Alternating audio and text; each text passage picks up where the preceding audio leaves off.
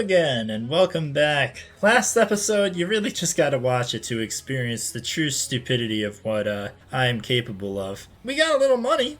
That's really all we can say here. And, well, at the end of the day, we did get the engine shop done and started the body shop. We have a problem. We only have 99,000. I got the new engine builder in, but I don't have enough money to build anything. That's a little bit of a problem. We really need to do well. That's just it. Now, last time we were at Daytona, we got a full payday. We really need another one. We'll go ahead here. This is the only chassis we have. Unfortunately, we have a shitty engine, but we do have a good body that has good drafting. So 54 car overall. Yeah, this has got to be the big time. We're now starting to pay really good builders, and what happens when you do that is you also need to start finishing pretty well pretty often in order to actually afford them and not go bankrupt. So I will see you in qualifying, because the Daytona night race does act a little different from the Daytona day race. So I might need to make a few setup changes. Okay, so got a slightly aggressive setup. It is going to take a lap for me to get up to speed here, so I'm just going to talk to you while we wait here and get blinded by the sun. We need to qualify 35th here. It is extraordinarily important that we do. And if we qualify 35th, odds are we'll be able to keep up in the draft. And then if we keep up in the draft, odds are we will finish in 40th or better. As you can see, the sun is going to blind the absolute hell out of us in the turn 1. That only happens for like the first 10-15 laps. After that, it does go down, which is a nice feature and something that is in a game that was in 2003, and I don't even think is in some modern games like Gran Turismo. So congratulations, EA, you were definitely the cutting edge. But as you can see, the gear ratios is where I got aggressive, and it has made things a little better. I was hitting 178 there. I believe I was only hitting 175 at Daytona 500 practice. Up to the line here, I'm hoping to see at least 35th. Come on. Motherfucker. I mean, yeah, it was a little loose in the corner, so I'm going to take the wedge out of it. But yeah, I don't really know how I was so far back. All right, well, I'll see you in the race. Tonight, it's Super Speedway action under the lights. MRN is live at the Daytona International Speedway this evening with flag-to-flag coverage of the Pepsi 400. With a history and prestige here at this track, the teams seem to be all pushing themselves just a little harder this week. The list of former winners here is very prestigious indeed. Who wouldn't want their name to be on it? Who knows, maybe we'll add another lucky driver when this one's all over.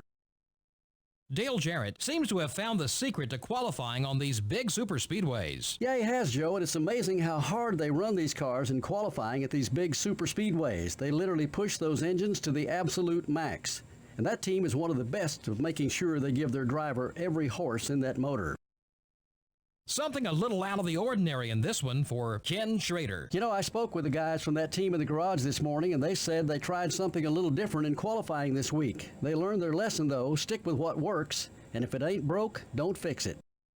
The Hills Brothers coffee car finds himself in a bit of a slump. Oh, he definitely wants to turn things around starting now. His whole crew seems determined to pull out of this slump. I wouldn't be surprised if they pull off at least a top 15. Due to the fact we missed qualifying bonus for now, what's the second week in a row, it's absolutely mandatory that we've got to hit our top 40. No other way around it. The thing that worries me is I'm starting in the back, so there's nobody behind me that I can kind of fall back on to kind of draft off. So let's go ahead, get into it. We got a ton of enemies from Infineon, so oh joy, oh joy. I'll be honest, that wasn't as bad as I thought it'd be from Stan Barrett. And Stan Barrett has basically doomed himself to be last by doing that, so that's good. We're going to get aggressive here. Make up some spots early. Oh, check up. Free spots. I mean, this is a good start. Kind of take this and go with it. We're going to have Mike Skinner fall back to us. That motherfucker is dead slow. So it's only a matter of time till we catch him and start drafting off him, too. Looking at this here, we're 29th out of nowhere. So what I'm going to do, let's try and see why we're 29th. Ricky Rudd DNFs. That's pretty crazy. All right, well, got one DNF, free spots, baby. What's crazy to me is Jerry Nadeau is now falling off, and he's on his own, so we're slowly catching him. That is a sign I've got another lap, and then I got to go in. This is our in lap anyway. No matter what, we got to come in this lap. We're not going to make it back around with 0.9. Alright, so we'll take right sides, and then, yeah, that's it. Full tank of gas, and we'll go. I don't know if we'll gain enough speed to catch Jerry Nadeau. He is really far ahead. But we'll certainly have quite a gap to the guys we were running with. I don't know if that's a good thing or a bad thing, because they might just run me over when they get to me. Either which way. Right back in the 29th. We can go till about lap 30. And at that point, we got to gas and go. What I'm going to do is I'm going to stop in this lap. Yeah, we're in our fuel window, so I'm just going to come on in, take left sides. You know, the only reason why I wanted to come down so early is all those people behind me who pitted were undercutting. We got a good stop here. We should be back in front of them. We'll have at least a good finish. So, oh, we do have a DNF, and who is that? Steve Park. He may have been behind me already, though, so we'll see. 10 laps to go for me. Still have people making pit stops. This is the 35th lap. Right, so the leader's directly behind us. If we go a second lap down, it'll be 5 laps to go this time by. Well, a bunch of cars for position are stacked up behind me, so this is it. Well, we're only going to be 1 lap down. Alright, boys, can we do it? It's never over until you hit the checkered flags. 1561. We finished in the back. Holy shit, we'll take 30. Top 30? He stayed in the fight all race long. Things just never quite went his way. We hope you enjoyed the race tonight. For Barney Hall and everyone here at MRN, good night. Yeah, in my opinion, I mean, I'll take this. We didn't get the qualifying bonus. We got the other bonuses. I'll take it. 100%. Didn't bring our best equipment. Still got the result anyway. That's all you can ask. So, quite nervous there. Yeah.